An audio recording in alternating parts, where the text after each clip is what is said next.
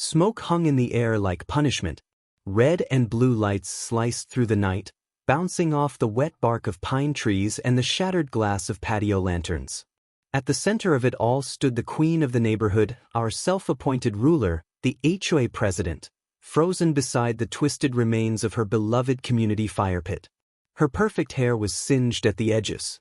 Her designer sweater, flecked with ash. The manicured symbol of control reduced to a trembling shadow under the strobe of emergency lights. Firefighters moved around her, shouting orders, spraying down smoldering wood that crackled and hissed as if mocking her. The neighbors whispered behind their fences, faces lit by the glow of sirens. They all knew something she didn't, not yet. This wasn't just an accident. It was the final chapter of a story she wrote herself, one entitled Memo, one stolen log at a time. Across the street, I stood on my porch, still watching. My coffee had gone cold hours ago, but I didn't move. I didn't need to. Every part of this scene had been set long before tonight, by her greed, her arrogance, and her belief that power meant ownership. 4 months, she'd fined, bullied, and humiliated anyone who didn't obey her vision of community order. But her favorite target was me. The quiet one. The man who stacked his firewood a little too high. The man who didn't smile enough at her HOA meetings. The man she thought she could push without consequence. She'd been sneaking into my yard at night, stealing from me, logs at first, then dignity. All to fuel her fancy weekend bonfires for her inner circle. Every time, she thought she'd gotten away with it. Every time, she smirked at the thought of control. But tonight, her empire of petty power went up in smoke, literally. Now she's staring at what's left of her perfect neighborhood, while firefighters sift through the wreckage for answers that won't come easy. The air smells like burned pine and karma. They'll call it an accident. They'll say it was bad luck, maybe a spark gone wrong. But deep down, every neighbor watching knows better. This was the night the HOA president finally learned that some boundaries should never be crossed. She stole from me again and again, until the one thing she took home turned her empire to ashes. By late autumn, the lake behind my house turned glassy and still, the kind of calm that made you believe the world could be quiet if people just left it alone. That's what I'd come to Willow Creek Estates for, peace. A modest house at the edge of the water, surrounded by long-needled pines and the slow rhythm of small-town living. Mornings began with the hiss of my percolator and the soft crackle of firewood catching in the pit I'd built myself from reclaimed stone. It wasn't fancy, but it was mine, handmade, balanced, real. I was a carpenter by trade. 48 years old, veteran, widower. I'd served my time overseas, learned patience the hard way. After my wife passed, I wanted somewhere quiet, somewhere I could build without being watched, where a man could live simply and let the world heal around him. I thought Willow Creek was that place. The neighborhood brochure promised tranquil lakeside living, modern rustic charm, and community harmony. And at first, it seemed true enough. Ducks glided along the water. Kids rode bikes down cul-de-sacs that all looked the same. The air smelled faintly of cedar mulch and fresh asphalt. People waved when they wanted to be seen waving. It was the kind of place where appearances mattered more than connection. A curated piece, neatly edged and mowed every Thursday morning. That illusion shattered the moment I attended my first HOA meeting. They held it in the community lodge, a sterile building with too much glass and not enough soul. The walls were lined with photos of smiling residents standing beside awards for excellence in neighborhood aesthetics. That's where I first met her, Natalie. The president. Perfect posture, pastel sweater, clipboard hugged tight to her chest like a badge of authority. She spoke with the kind of tone people reserve for children or subordinates. To her, they were the same thing. She was the type who treated control like kindness, masking manipulation with a smile. The kind who made community sound like an order, not an idea. And she had eyes everywhere, cameras hidden in birdhouses, neighbors who reported violations like it earned them status. I'd seen her kind before, not in combat, but in command posts, people who thrived on hierarchy, addicted to the illusion of leadership. At first, she left me alone. My property sat on the fringe of the HOA boundary, Technically inside the line but far enough out that most forgot it was part of the community. I paid my dues on time, kept to myself, and spent my days crafting furniture in my shed. It was peaceful, almost meditative, until the letters started arriving. The first one was polite. Notice of potential non-compliance, firewood storage visibility. Apparently, the neatly stacked cords beside my shed disrupted the uniform appearance of the lakeside properties. I laughed it off. Surely they had better things to worry about. The second notice came a week later, this one with a $75 fine attached. The justification? Unsightly yard clutter visible from the walking path. That was when I realized the walking path didn't even exist until Natalie's husband extended it right along my property line earlier that month. Coincidence? Hardly. I started noticing the signs, small, calculated gestures meant to remind me who held the clipboard. She'd stop by casually, pretending to admire the lake while scanning my yard like a crime scene investigator. She'd leave friendly notes about community standards, tucked under my doormat, signed with that looping cursive that made every threat look polite. It wasn't just me either. Old Mr. Franklin across the street got fined for hanging an American flag too close to the edge of his porch. The Garcias received a notice about non-conforming paint hues after touching up their mailbox. And when a family of renters tried to plant sunflowers near their deck, Natalie personally had them removed. Invasive species, she said, smiling as if she'd saved the ecosystem. Still, I stayed out of it. I'd fought enough battles in my life. I wasn't about to start one over stacked wood. Until she started taking it. The first time, I thought I'd miscounted. A few logs missing, nothing major. The next week more. Then I noticed tire tracks pressed into the soft earth near the edge of my property, the same narrow tread as her silver Lexus SUV. She wasn't subtle, not really. She thought I wouldn't notice, or wouldn't care. Maybe that's what power does. It blinds you to quiet eyes watching from the shadows. When the community held its monthly bonfire, I noticed something strange. The logs in the pit were mine. I could tell by the cut marks, angled, clean, my style. I'd carved them months before. She'd stolen from me to fuel her vanity project, then fined me for not maintaining aesthetic order. That was the moment something in me hardened, not anger, not yet, but resolve. See, people like Natalie believed power came from control, but real power comes from patience. From knowing when to wait. I'd learned that overseas, watching men rush into chaos and pay the price. So, I didn't confront her. I documented. Quietly. Methodically. I installed a motion camera behind the woodpile, disguised as an old floodlight. I kept records of every fine, every notice, every petty letter. And as weeks passed, her behavior grew bolder. She started hosting more community events, boasting about how she personally ensured resources for everyone. Translation: she kept stealing my firewood and pretending it was hers. By winter, she'd become something of a local legend. People feared her smile. She'd driven out half the original homeowners with threats of foreclosure and replaced them with loyal recruits who voted her policies through without question. She controlled landscaping, construction, even the color of outdoor furniture. She claimed it was about unity, but it looked a lot like segregation, order built on exclusion. And beneath it all, a quiet current of prejudice ran deep. I caught the tone in her voice when she talked about keeping the community's image consistent. The way she lingered on certain words when referring to my late wife's family visiting from the city. The fake compliments, the polite distance. It wasn't overt, but it was there, the kind of bias that hides behind bylaws. So I waited, observed, planned. Not out of vengeance, but balance. If she wanted control so badly, I'd let her have it, just not the way she expected. I spent my evenings in the shed, tinkering, replacing, crafting, experimenting. Old habits die hard for men like me. Precision became meditation. By then, I knew her routine, the nights she snuck out, the time she circled the path, the way her headlights cut across my yard before parking by the community pit.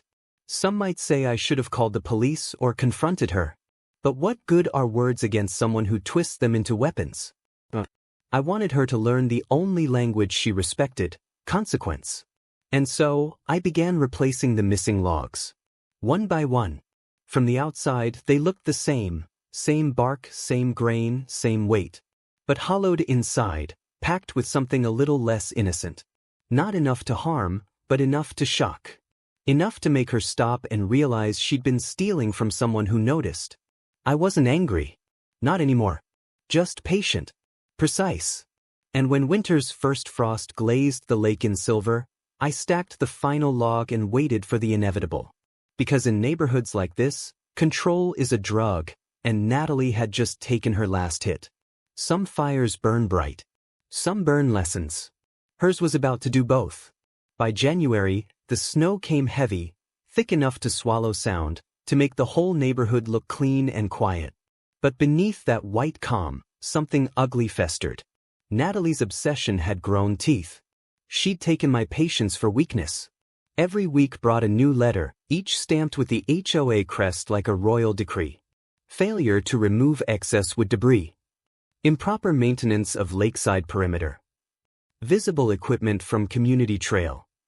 I read them like weather reports, predictable storms, always forming on her horizon. What started as nuisance fines became surveillance. Her cousin, Tom, the so-called compliance officer, began patrolling in a golf cart with a flashing orange light, camera mounted to the front. He'd slow roll past my property, stopping to photograph my fence or measure my mailbox post like a crime scene technician. The neighbors watched from behind curtains, their faces half curious, half afraid. Most of them didn't speak up. Natalie had made sure of that. Her power wasn't just in the bylaws, it was in fear. The single mothers, the retirees, the young couples barely holding on to their mortgages, none of them could afford her wrath. One violation could spiral into fines, liens, even foreclosure. She ruled through paperwork and smiles. Still, cracks began to show. At the HOA's February winter warm-up bonfire, I stood in the shadows at the edge of the crowd. The pit blazed bright, stacked with my wood again. I recognized the markings, the split patterns only I used. Natalie, dressed in a pristine white coat, played hostess, handing out cocoa as if she'd chopped those logs herself. Community spirit, she called it. A little warmth for everyone. I watched her carefully. She laughed too loudly, eyes darting toward me between sips of cider, like she wanted me to notice. And I did. I wanted her to see that I wasn't broken, that I knew. But I didn't confront her. Just watched. Quiet. Calculating. A few days later, a new letter arrived, this one heavier, official-looking. Notice of non-compliance. Firewood volume exceeds HOA safety standards. She'd written that storing more than half a cord of wood on-site posed a fire hazard. The irony wasn't lost on me. She burned my wood for her parties, then fined me for having it. I almost laughed, almost. Instead, I documented. I photographed every stack, every angle. I printed the time-stamped footage from my motion camera, clear shots of her SUV pulling up, headlights sweeping across my yard as she loaded logs into her trunk. Evidence. Unmistakable. But proof alone wasn't enough. Not here.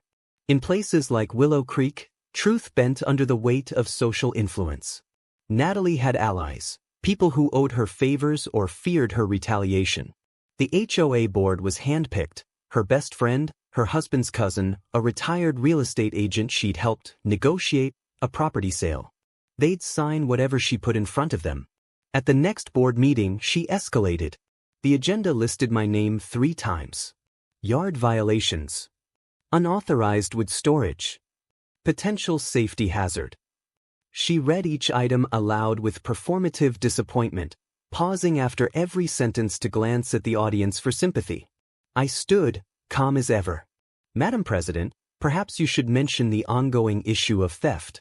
You see, I have. She cut me off mid-sentence. Mr. Thornfield, these accusations are serious. If you have concerns about community resource distribution, submit them in writing. Distribution. That's what she called it now, stealing as charity. I did submit it. A full report. Photos, dates, license plates. The next week, I received a fine for unauthorized surveillance equipment visible from the public path. She fined me for the very camera catching her crimes. That was the moment it shifted for me. Frustration turned to focus. I started cataloging everything like a project. Every document scanned, every fine numbered. I even measured the logs she took, recorded the moisture content, weight, density. To anyone else, it looked obsessive. To me, it was evidence, and precision was something I understood better than anyone. Neighbors began to whisper. The Carters, 3 houses down, stopped me one evening while I was sanding a table on the porch. They looked nervous, eyes darting toward the road. "She's targeting you," Mrs. Carter whispered. "We've seen it. She lets her friends park boats in their driveways all summer, but she fined us for our kids' basketball hoop." I nodded, saying nothing. "Said you're all different? Not a fit for the community image." Whatever that means. I knew exactly what it meant. Natalie dressed her bias in policy, never direct, always polite. But the undertone was there. I wasn't part of her circle, didn't attend her charity brunches, didn't bow to her brand of order. That alone made me a target. By March, things reached a fever pitch. She issued a formal citation, failure to comply with HOA storage guidelines. Continued violation may result in legal action or property lien. It was absurd. Illegal, even. But she was counting on my silence. On me folding under pressure. I didn't. I cleaned up, trimmed my stacks, made everything look compliant. To her, it seemed like surrender. To me, it was setup. Because while she thought she'd broken me, I was preparing. In the evenings, I worked in my shed. The rhythmic hum of the lathe filled the air as I carved, hollowed, and sealed each log with meticulous care. The design was simple but flawless, indistinguishable from the originals. A hollow center, reinforced with a thin layer of resin and fine powder. Nothing harmful, just enough to react if burned. A flash, a burst of light, a harmless bang loud enough to turn heads. It was a message, not an attack. A boundary. By April, the snow melted, revealing the scars of winter and of Natalie's rule. Several houses had, "For sale," signs out front. Families were leaving, fed up with fines and fear. But not me. I'd built this home with my own hands, and I wasn't leaving it to a dictator in designer heels. Then came the inspection notice. Printed in bold red letters, it claimed the HOA would conduct a safety review of all lakeside properties. The date circled in ink, April 10th. Unannounced entry permitted under Bylaw 14.3. That clause didn't exist in the original documents. She made it up. That morning, I left early, on purpose. I wanted her to feel safe, unobserved. My motion camera was armed, sensors calibrated. Everything ready. When I returned that evening, I found footprints in the snow, small, precise, high-heeled. The latch on my shed door hung broken. Inside, the stacks were lighter. She'd taken more. I played the footage. There she was, Natalie in her cream coat, gloved hands clutching my logs, her breath visible in the cold. She moved fast, confident, almost gleeful. She didn't see the new camera angle. She didn't see the second sensor light behind her. And she didn't know what she just loaded into her car. That night, across the lake, the HOA lodge lights flickered to life. Another community bonfire, no doubt. I could almost hear the laughter drifting over the water, the crackle of flames biting into my work. Then, a sharp pop. Not loud enough to cause panic, but enough to turn heads. A moment of confusion. Guess. The fire dimmed, then flared bright again. Someone screamed. No one was hurt. Not even close. But the message landed. By morning, the gossip had spread. Faulty firewood. Propane leak. Someone tampering with materials. Natalie called an emergency meeting, demanding an investigation. Her face looked different that day, drawn, tight, pale. She still didn't know I'd seen everything. That night, I sat on the porch, coffee steaming in the cold air, and watched as her SUV crept past my house again. Slower this time. Lights off. For the first time, she wasn't looking for violations. She was looking for control. And she just realized she'd lost it. Still, she couldn't stop herself. People like Natalie never do. They double down, convinced the rules will save them. 2 nights later, the motion sensor tripped again. Same time. Same pattern. She was back. This time she parked closer, too close. Her headlights cut across the frozen lake as she stepped out, flashlight in hand. And then, for the first time since this began, I moved. I killed my porch light and walked to the window, watching her silhouette by the shed. Her breath fogged in the air as she crouched, reaching for another log. But this time, it wasn't about wood. She was looking for proof. Proof that I was the villain she'd painted me to be. Proof she could use to destroy me completely. What she didn't know was that every second of it, her trespassing, her theft, her lies, was already recorded. The next sound was faint, distant, the click of my camera shutter. That's when she froze, mid-theft, caught in the glare of her own flashlight reflected off my lens. The look on her face said everything. The game had changed. And she knew it. The night of the HOA spring renewal bonfire was meant to be Natalie's victory lap. Months of micromanagement, inspections, and fines, all leading to this carefully staged event that would showcase her leadership and community spirit. Invitations printed on embossed cardstock, sponsors from local realtors, even a photographer to capture the moment for the HOA newsletter. She'd chosen the lakeside pavilion as her stage, a wide, manicured clearing framed by pines and the shimmering water beyond. Lanterns hung from the beams, their glow soft and warm, hiding the frost in the air. The centerpiece, of course, was the fire pit, a massive stone circle, stacked high with freshly split logs. My logs. I recognized them instantly, the grain, the texture, the subtle pattern of knots only I could have carved. She'd even arranged them neatly, like trophies of her control. By 7 p.m., the neighborhood gathered. Couples in sweaters, kids clutching marshmallow sticks, neighbors pretending not to notice the tension humming beneath the music and laughter.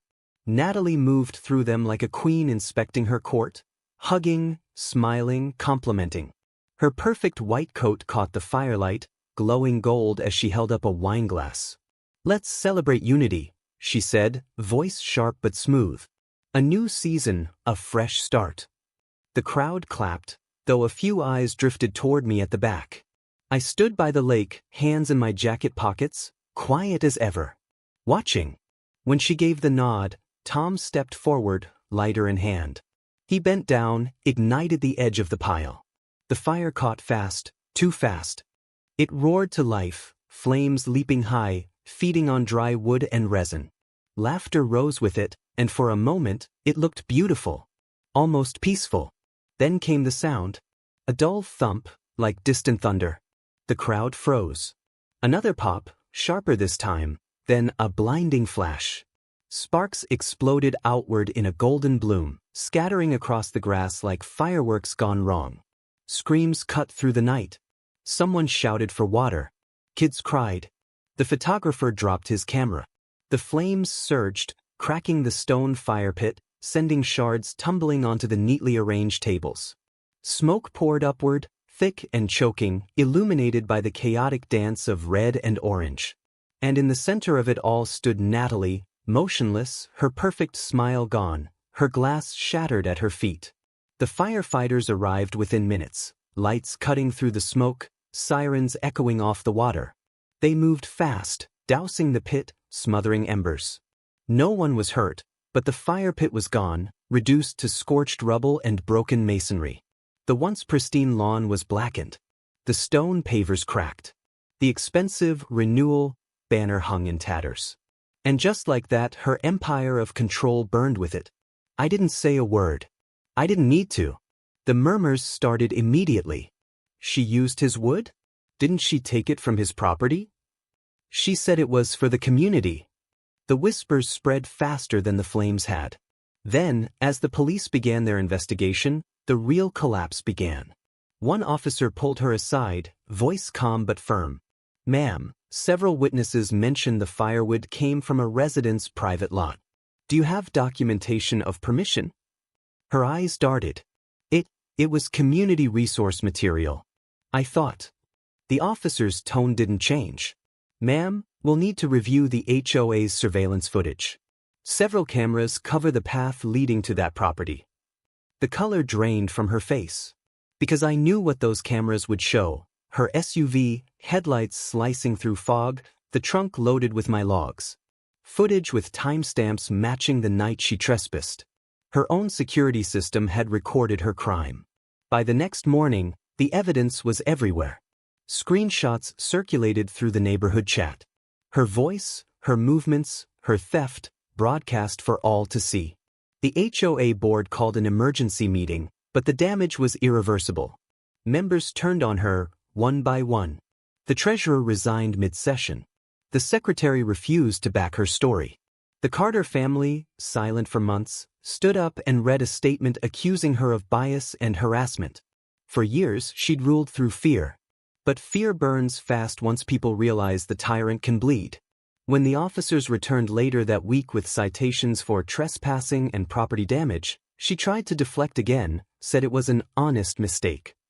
That she didn't know the logs were unsafe. But everyone knew the truth. Her bonfire of control had become her public humiliation. I watched from my porch as they loaded the remnants of the fire pit into a truck. The air still smelled faintly of smoke and resin, like justice disguised as ash. Natalie stood by her driveway, arms crossed, lips pressed thin. No more clipboard. No more smile. Just silence. Neighbors passed without greeting her. Cars slowed to stare. By evening, the HOA website was taken offline for restructuring. Rumor had it she'd resigned, citing personal reasons. The same woman who fined me for stacking firewood now faced thousands in restitution for property damage and unauthorized HOA spending. I never gloated. I didn't need to. Sometimes karma doesn't whisper, it detonates. And as I watched the reflection of flashing police lights ripple across the lake, I realized something simple, something pure. She'd spent months trying to burn my reputation to the ground. But in the end, she lit the fuse to her own downfall. In the days that followed the explosion, the neighborhood changed in ways no one could have predicted. The smoke cleared, the ashes settled, and suddenly, the illusion of control that had defined Natalie's reign crumbled completely. The investigation moved fast, too fast for her to spin a story. Fire inspectors ruled it accidental but preventable. The logs she'd stolen were hollowed for ventilation, an old craftsman's method to help them burn slower, safer. Not a single trace of accelerant. Not one sign of tampering. The so-called explosion had been caused by trapped air pockets and structural weakness. Nothing more than science, irony, and karma conspiring together. When the report came back, I was cleared of all suspicion. The officer handed me a copy himself, his tone almost amused. "Guess she should have asked before taking what wasn't hers," he said. I didn't smile, but inside, I felt something deeper than satisfaction: peace. Natalie wasn't so lucky. The HOA's insurance refused to cover damages tied to her unauthorized actions. Between the citations for trespassing, fines for property destruction, and public fallout from her behavior, her leadership legacy vanished overnight. Within 2 weeks, she'd resigned as president, citing health concerns and mental stress. Her resignation letter arrived in every resident's inbox, followed by a quiet notice from the county. She was now personally responsible for restitution payments exceeding $14,000. No one threw her a farewell party. No one defended her. For the first time in years, the neighborhood group chat was silent, not out of fear, but out of collective embarrassment. People were realizing what they'd allowed to happen. And then, something unexpected started to grow in the silence. It began small. Mr. Patel from down the road dropped by with a fresh pie, saying, "We should have stood up sooner." The Johnsons brought their teenage son over to help tack my new firewood supply. Even old Mr. Willis, the veteran she'd fined for his unsightly flagpole, offered to sand and stain the replacement logs. Slowly, the fences, both literal and emotional, began to come down. People who once looked away when she handed out citations started waving again. Kids played by the lake without being shushed. The board voted to dissolve Natalie's enforcement committee, replacing it with a volunteer maintenance team. The community she'd ruled through fear started to rebuild itself through trust. A few weeks later, I hosted something no one expected, a community bonfire. Legal, safe, supervised. I invited everyone, even those who'd once signed her complaints against me. The fire crackled, soft and steady, under a starlit sky. This time, no one gave orders. No one wrote citations. We just talked, about fishing, about repairs, about how close we'd all come to letting power ruin peace. That night, one of Natalie's former allies, an older woman named Grace, approached me quietly. Her voice shook. She wasn't always like that, she said. She just thought rules meant control. I think she forgot what community was. I nodded. We all did, I said. Word spread beyond our gates. Local papers picked up the story. HOA president resigns after fire pit fiasco. A reporter called it a modern parable about arrogance meeting consequence. Some neighbors were embarrassed by the attention, but I wasn't. It felt like a necessary cleansing, sunlight disinfecting years of shade. Over the next few months, life returned to what it should have been all along. Kids rode bikes down the hill without worrying about noise complaints. The Patel family planted wildflowers near the entrance sign, the same type she'd once outlawed for being non-compliant. And on quiet mornings, I'd walk to the lake, where the reflection of pine trees danced across calm water, as if the land itself had exhaled. As for Natalie, she moved out by winter. Her house sold quickly, though rumor had it she left behind stacks of unopened HOA mail and a half-finished community reform binder. No one missed her. In her absence, something better took root. We stopped calling it Oak Ridge Estates. People started saying The Ridge. Instead, less corporate, more human. The board meetings became open gatherings, with coffee and laughter instead of confrontation. For the first time since moving in, I felt like I actually belonged there. One Saturday, as I was splitting logs for the coming cold, a few neighbors came by to help. We built the pile taller, neater, stronger, like we were stacking lessons instead of wood. When I finally stepped back to look at it, I realized how symbolic it was. What she'd stolen had been rebuilt, not out of revenge, but resilience. The world's full of people like her, people who mistake control for order, who believe rules make them righteous. But power built on fear always burns the hottest, and it always consumes itself first. That night, as the fire flickered gently beside the lake, I stood watching the flames reflect off the water. It wasn't chaos this time, it was balance.